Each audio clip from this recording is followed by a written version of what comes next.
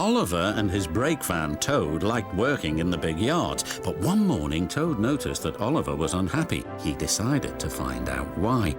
"Excuse me, Mr. Oliver, it seems to me that things are not well with you, if you forgive me for mentioning it." "You're quite right, Toad," replied Oliver. "All I do is shunt these trucks onto the turntable. I long for a nice run. It's what an engine really needs."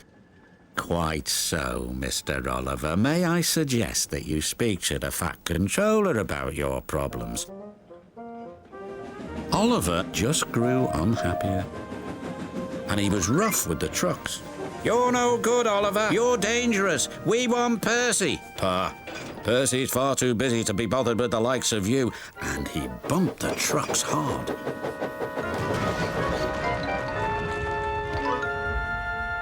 "You silly engine," shouted a workman. "It'll take a long time to repair this turntable, which'll cause confusion and delay." That night, the Fat Controller came to see Oliver in his shed. "Oliver, you have caused confusion. I thought you could control trucks. You shall work the mail train for a while. Maybe the night air will clear your smoke box." "Yes, sir. Sorry, sir," said Oliver sadly. "Cheer up, old chap," said his driver. "The mail train run is a grand run for a fine engine like you." Oliver smiled, but he still felt he'd let everyone down. His driver took them along the coastal run with the mail train. The sea was calm and the fresh air couldn't help but brighten Oliver's spirits.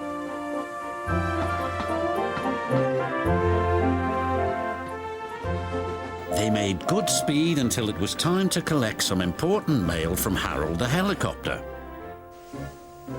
"Come on, Harold." They waited and waited. At last, Harold landed. "Sorry I'm late, Great Western. Had a bit of a problem with one of my arms. Kept letting me down when I was meant to be up. You know how it is," said Harold.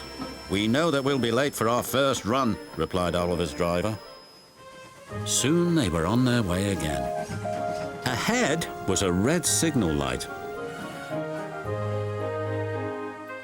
Oliver didn't realize that the signalman had dozed off waiting for them. Oliver whistled several times, but the signal stayed red. "There must be something wrong with that signal. We'll go slowly and stop by the signal box," said his driver. But they never reached it. The points before the signal box were switched to an old track. They were going the wrong way. Oliver's fireman was concerned. "We need to find a water tower soon." Instead, they saw an old rundown station. Disaster lay ahead.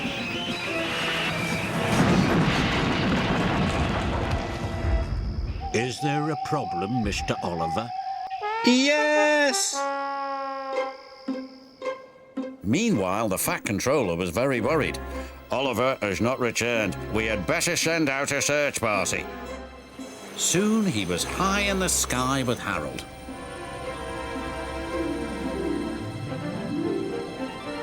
There they are.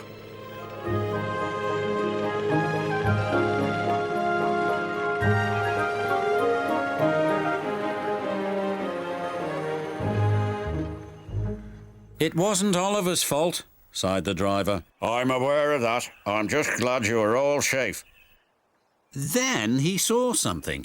It was an empty old house beside the station. He went to inspect it.